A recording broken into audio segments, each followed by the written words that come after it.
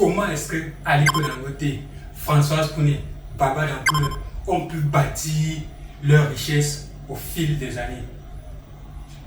J'ai remarqué qu'ils ont eu tous, sans exception, utilisé les 6 piliers fondamentaux que toute personne qui aspire à la liberté financière doit impérativement les appliquer.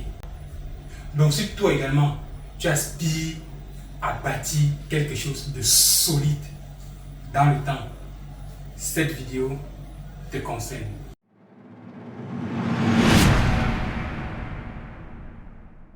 Salut à toi, moi c'est Soto, auteur du livre Le QCM de l'entrepreneur africain.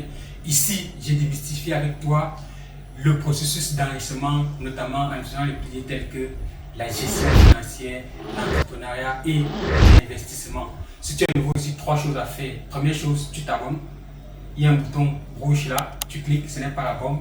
Ne t'inquiète pas, tu cliques, c'est pour t'abonner. La deuxième des choses, c'est que tu cliques sur la cloche de notification afin d'être informé de nos nombreuses vidéos qui apparaîtront régulièrement sur cette chaîne. Et la troisième chose, c'est de cliquer sur le pouce bleu qui est juste à côté là.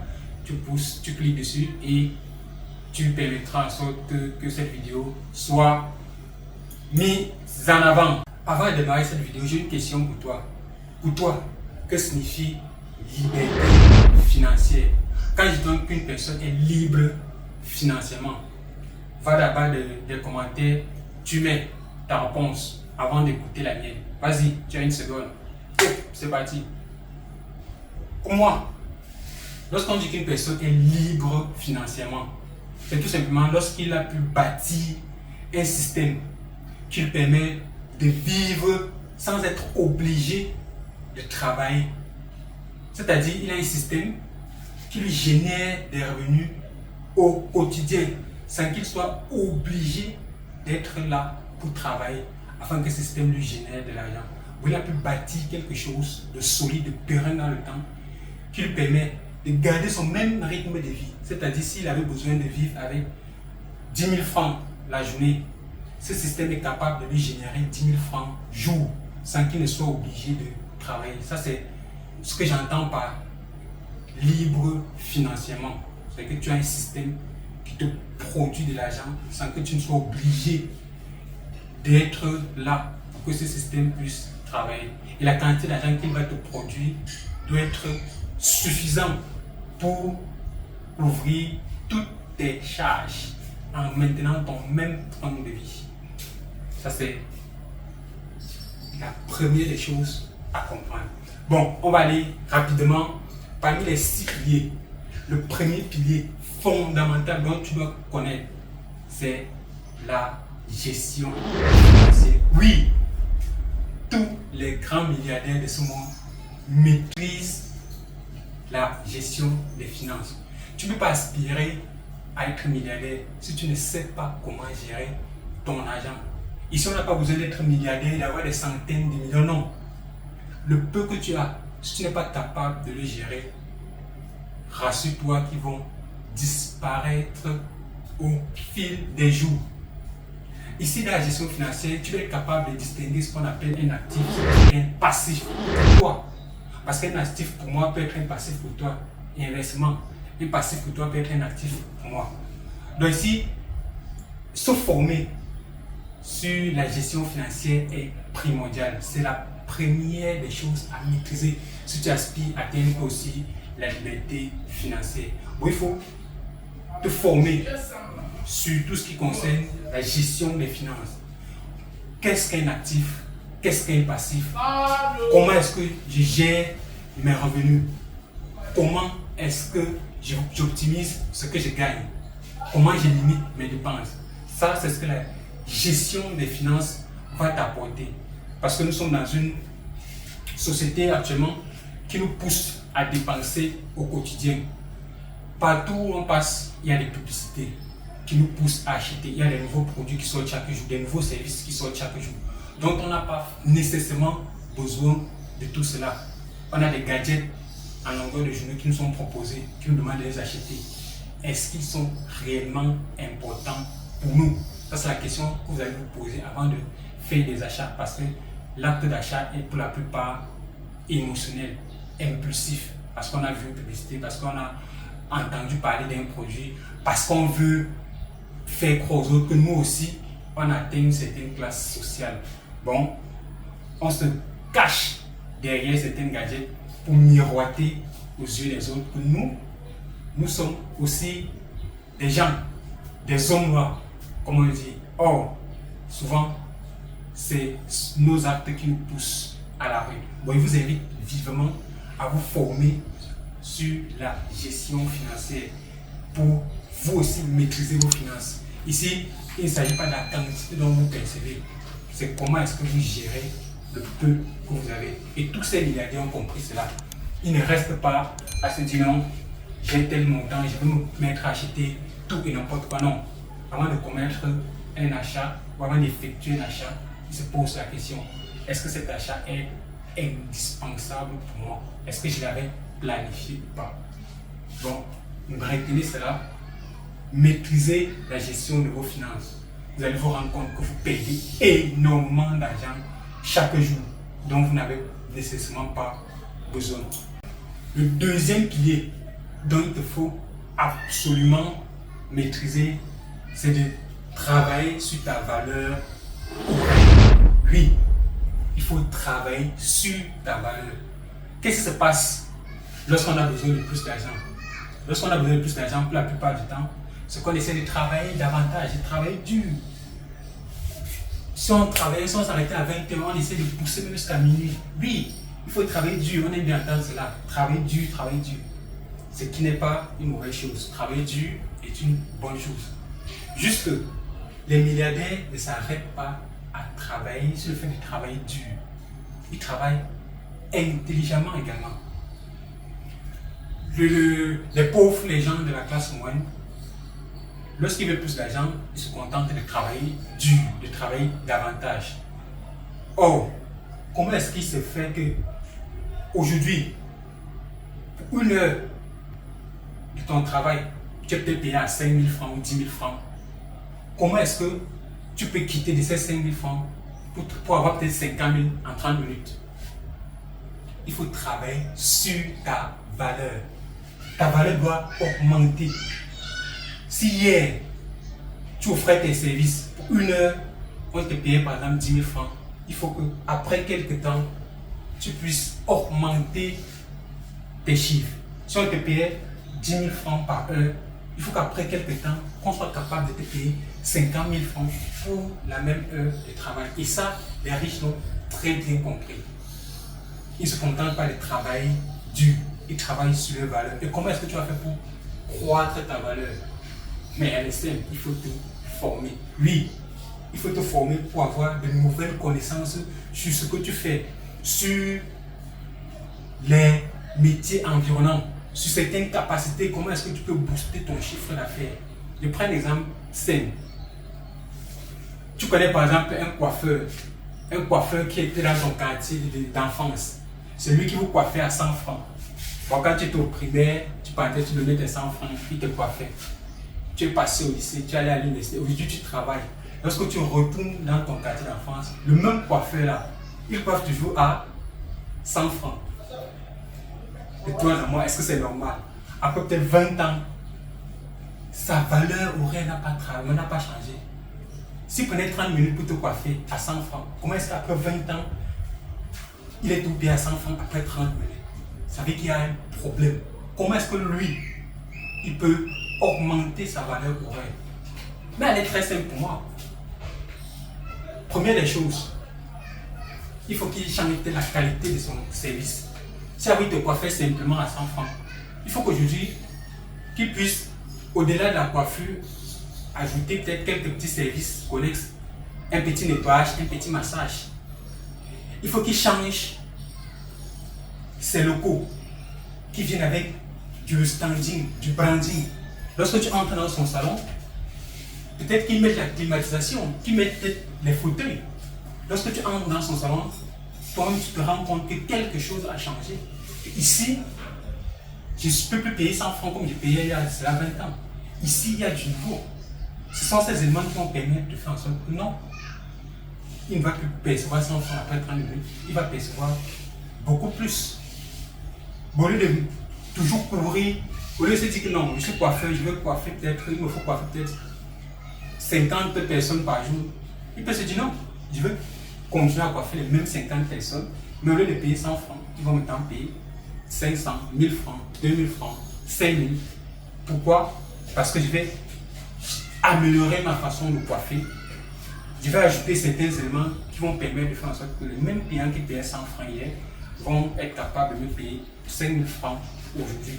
Donc, travail, ça peut être n'importe quel métier. Je te dis, pourquoi est-ce que quelqu'un qui me payait à X montant hier, aujourd'hui est capable de me payer à 5X aujourd'hui? C'est la même chose que j'applique dans mes services. Comment est-ce que hier, les clients qui me contactaient pour me demander de concevoir le site web à 100 000 francs, aujourd'hui, me contactent et n'ont pas du mal à me payer pour que je conçoive leur site à 500 000. Qu'est-ce qui s'est passé entre temps? J'ai travaillé sur ma valeur horaire. J'ai optimisé ma façon de travailler. Je ne fais plus les sites pour les faire. Je comprends le besoin du client et j'essaie de lui proposer des choses beaucoup plus convaincantes qui se retrouvent. C'est ça qui va faire en sorte que ta valeur horaire crème. Et du coup, tu es obligé de te former sur d'autres métiers. Tu vas plus te concentrer sur uniquement peut-être ton métier phare. Tu vas te dire, qu'est-ce qui intéresse également mon client? Et ça va te permettre de développer d'autres connaissances qui vont booster ton business. Le troisième pilier que je vais voir avec toi, c'est la notion d'épargne. Cette notion, c'est pour moi une notion qui doit être enseignée à l'école. Parce qu'on a nos diplômes, nos bacs, licence, doctorat, mais en aucun cas, on nous enseigne la notion d'épargne. Comment est-ce que tu vas faire pour finir tes mois sans être à découvert? On nous a dit aller à l'école, fréquenter, trouver un travail, mais on ne nous dit pas comment est-ce qu'on va gérer l'argent qu'on gagne. C'est vraiment déplorable. On finit de travailler, mais à la fin du mois, on a des dettes, on ne parvient pas à gérer. On se plaint que notre salaire est très bas, qu'on a trop de charges. Mais il y a un problème fondamental, c'est comment gérer ce qu'on gagne. Bon, la notion d'épargne, elle est fondamentale. Il faut, point de vue, lister toutes tes dépenses obligatoires à faire dans le mois. Tu dois les connaître par cœur pour chaque mois. Quels sont les éléments que tu vas impérativement payer? Quelles sont tes charges fixes? Ça peut être le loyer, ça peut être le transport, ça peut être la nutrition. Quelles sont tes charges incompressibles que tu fais chaque mois? Tu vas les noter. Et à côté de cela, tu vas te dire quelles sont les charges variables que je peux faire en passant. Ça peut être aller au restaurant, ça peut être quelques hobbies. Tu vas les noter. Et il faut tout faire pour que tes dépenses mensuelles soient inférieures à ce que tu gagnes. Il te faut avoir un montant d'épargne quelque part. Et on va voir à quoi va te servir l'épargne dans les piliers qui vont suivre. Donc c'est fondamental. J'ai d'ailleurs sur cette chaîne développé une vidéo comment est-ce que tu vas maîtriser tes dépenses, comment tu vas réduire tes dépenses chaque mois. Clique sur ce lien, tu verras ma vidéo 3 astuces qui vont te permettre de limiter tes dépenses. Donc, il faut savoir épargner. Va écouter cette vidéo, là-bas je développe beaucoup plus. Le quatrième pilier ici, c'est la production. D'autres appellent ça l'investissement. Comment est-ce que le pauvre, lui, il fait pour gagner beaucoup plus d'argent? Comment est-ce qu'il gère en ce qui concerne la production? Pour le pauvre ou pour quelqu'un qui ne maîtrise pas ces différents piliers, pour gagner beaucoup plus d'argent, pour avoir plus d'argent, lui, il sait qu'il faut travailler plus. il faut travailler dur. Comme je disais au niveau du deuxième pilier, il faut qu'il travaille dur. Il se réveille très tôt, il se couche très tard. Lui, il sait qu'il faut utiliser ses heures pour se faire de l'argent. Or, avec cette équation, on se rend compte que nous sommes limités. Parce qu'une journée n'a que 24 heures. Même si c'est un robot, vous ne pouvez travailler que 24 heures. Et 24 heures est fortement limité. Vous ne pouvez pas aller au-delà de 24 heures. Même si vous ne dormez plus, on ne peut vous payer que maximum 24 heures par jour. Vous allez vite faire atteindre le plafond. Bon, vous ne pouvez pas dépasser certains montants. Même si vous faites croître votre valeur horaire au max, vous allez multiplier ce max par 24 heures. Bon, vous serez rapidement limité. Par contre, les hommes fortunés, ils savent que ça c'est une équation qui est limitée. Ils se posent la question, comment est-ce que je peux maximiser mes avoirs? Ils achètent le temps des autres. Ils se disent, moi je n'ai que 24 heures. Si j'achète le temps des autres, ça va augmenter mon temps en fait. Bon, ils se basent sur le temps des autres pour maximiser leurs avoirs. Ils ne se contentent pas de travailler, mais ils se contentent de récupérer les heures des autres. Ces gens travaillent et derrière, ils récupèrent les bénéfices. Ils retirent une infime partie pour les payer. Nous sommes d'accord que lorsqu'un employeur vous donne 100 000 à la fin du mois, logiquement, vous devez le rapporter 1 million le mois. Bon, lorsque vous avez acheté 10, 20, 30 000 personnes, vous allez récupérer 24 heures. Ou si on prend juste 8 heures de travail, les 8 heures fois les 1000 personnes. Vous imaginez la puissance que ça vous fait? Bon, pensez-y. Ne vous dites pas simplement, je travaille dur, je travaille longtemps. À un certain moment, vous ne pouvez plus tenir parce que quand vous êtes jeune, vous pouvez travailler même 15 heures, 16 heures, 17 heures par jour. Mais plus, avec le temps, vous allez voir que vos forces vont diminuer et vous ne pouvez plus travailler autant. Bon, mettez en place un système où vous recrutez le temps des autres pour additionner à votre temps. Cela vous fera maximiser vos profits. Pensez-y. Le 5e pilier, c'est l'utilisation. Comment est-ce que toi et moi, comment est-ce qu'on dépense notre argent? Comment est-ce qu'on utilise l'argent qu'on a? Nous, dès qu'on a l'argent, rapidement, on dit, on va acheter X, Y, Z. Je vais m'acheter le dernier téléphone, la dernière basket, le dernier polo, le dernier jean, le dernier sac de marque. Directement, on est en train de dépenser, on liste ce qu'on va dépenser. L'argent, même souvent l'argent n'est même pas encore notre possession, mais on a prêté la liste. Que dès que l'argent arrive, j'achète ça, ça, ça, ça, ça. Or, les gens fortunés que vous avez cités en amont ne pensent pas ainsi. Dès qu'il y a l'argent qui arrive, ils se disent dans quoi je vais investir. Comment est-ce que je vais multiplier cet argent? Ça, c'est la première question qui se pose. Il y a un business que je vais ouvrir là-bas. Je vais augmenter mon capital dans telle entreprise. Je vais acheter des parts dans telle autre. Je vais acheter tel immobilier. C'est comme ça qu'ils pensent. Première des choses, c'est dans quoi est-ce qu'ils vont investir.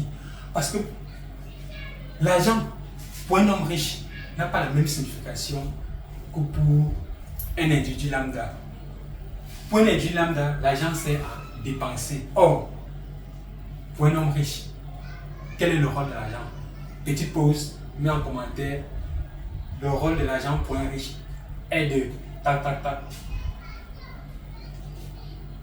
Si tu as mis ton commentaire, je peux te donner ma réponse. Pour un riche, le rôle de l'argent, c'est l'argent a pour rôle d'être multiplié. Pour le riche, c'est le rôle de l'argent. Pour lui, dès qu'il a l'argent, il pense comment est-ce qu'il va multiplier cet argent. C'est ça. Comment est-ce qu'il va multiplier? Je ne demande pas de multiplier par 0 parce que vous êtes fort pour ça. Non. Comment est-ce que je vais multiplier cet argent pour qu'il soit multiplié? Ça, c'est le rôle de l'agent pour un riche. Lui, il sait que lorsque j'ai l'argent, comment est-ce qu'il veut faire x2, x3, x4, x1000? Ça, le riche, lui, c'est comme ça qu'il réfléchit. Or, de l'autre côté, celui qui a du mal à joindre les deux bouts à la fin du mois, lui, c'est que l'argent, ça être dépensé. On ne vit qu'une seule fois, c'est son propos, on ne vit qu'une seule fois, il faut se faire plaisir. Tu connais cette phrase, il faut se faire plaisir. L'argent sert à être dépensé. Or, pour le riche, il faut se faire plaisir également, mais après avoir investi. Lui, ce sont ses bénéfices, les petits fils de son argent qui permettent de vivre, de jouer sa part de vie. Bon, lui, s'il a besoin d'acheter le dernier sac de marque que toi tu as acheté dès que tu as eu ton argent, il va se dire quel est l'actif qu'il va acheter qui va me générer des bénéfices, et ce sont ces bénéfices que je vais pouvoir réinvestir, et c'est l'argent du deuxième réinvestissement qui va me permettre d'acheter mon sac de marque. Voilà qu'un riche, lorsqu'il s'en va faire les courses, il s'offre les voyages, ce n'est pas sur son salaire, ce sont sur des investissements qu'il a fait il y a de cela longtemps. Bon, ça, ce sont les derniers petits-fils qu'il est en train de manger une petite part. D'ailleurs, il y a un proverbe chez nous qui dit c'est lorsque le miel déborde de ta paume de main que tu as le droit de se lécher. Bon, tu oublies d'arrêter.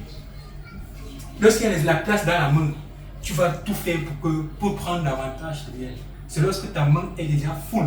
Lorsque ta main a débordé, c'est là que tu as le droit de lécher. Donc c'est la même mentalité que le riche utilise pour pouvoir s'enrichir davantage. Et le sixième pilier que je veux voir avec toi, c'est appartenir à une communauté. Oui, ici la notion de communauté peut être pour toi appartenir à ton team, appartenir à une association, appartenir à un groupe, je ne sais pas. Mais les riches savent bien qu'il faut appartenir à un cercle. Et c'est dans ce cercle qu'ils vont pouvoir souvent avoir un capital conséquent rapidement, sans avoir recours peut-être à la banque. C'est dans ce cercle qu'ils vont avoir les meilleurs artisans pour leurs travaux. Lorsque vous êtes dans une communauté, ça peut être une tontine, ça peut être une association. Quand vous avez besoin, par exemple, d'un juriste, on va vous dire, on va regarder dans l'association qui est juriste. Et l'avantage d'appartenir à ce genre de cercle, c'est qu'on se fait confiance, on se connaît. Chacun est venu par rapport à X ou à Y, on se connaît tous, on a des gages de confiance. Parce que c'est la première condition, on se fait confiance entre nous. C'est qu'il y a toujours des malhonnêtes partout, mais au moins, on sait où le retrouver, on sait que c'est l'enfant de tel, il vit, voilà à peu près comment est-ce qu'on peut le récupérer si nous en avons. On a fait un minimum de garantie. Bon, lorsque vous êtes dans une communauté, si vous avez besoin d'un juriste, d'un dentiste, d'un menuisier, d'un charpentier, on vous dit, dans notre association, telle personne sait faire telle chose, telle personne a besoin de... telle personne est spécialisée dans telle autre chose. Du coup, lorsque vous avez un souci, rapidement, on peut vous décanter, et souvent gratuitement, ou à des prix préférentiels. Il y a peut-être des réductions que vous faites entre vous. C'est comme ça. Lorsque vous êtes en communauté, vous avancez rapidement, sans nécessairement avoir certaines garanties, telles qu'une banque devrait vous demander. Bon, pour un départ, c'est bien d'appartenir à une communauté. Et comment vous faites pour appartenir à une communauté? Première chose, vous créez votre propre communauté. C'est-à-dire que vous êtes le pionnier et vous faites en sorte que les gens vous rejoignent dans votre communauté. Ceci peut prendre du temps.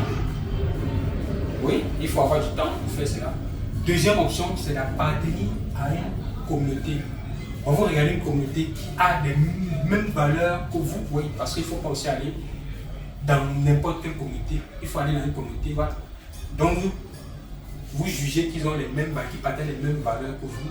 Et à l'intérieur, vous pourrez vous faire une place. C'est la raison pour laquelle je t'invite ce samedi 1er janvier à assister à notre conférence de présentation de l'association UNTA à 19h. 19h, heure d'Afrique centrale, GMT plus 1. Bon. Quel que soit où tu te trouves dans le monde, il y a le lien en description. Va cliquer pour réserver ta place. Rapidement, tu réserves ta place.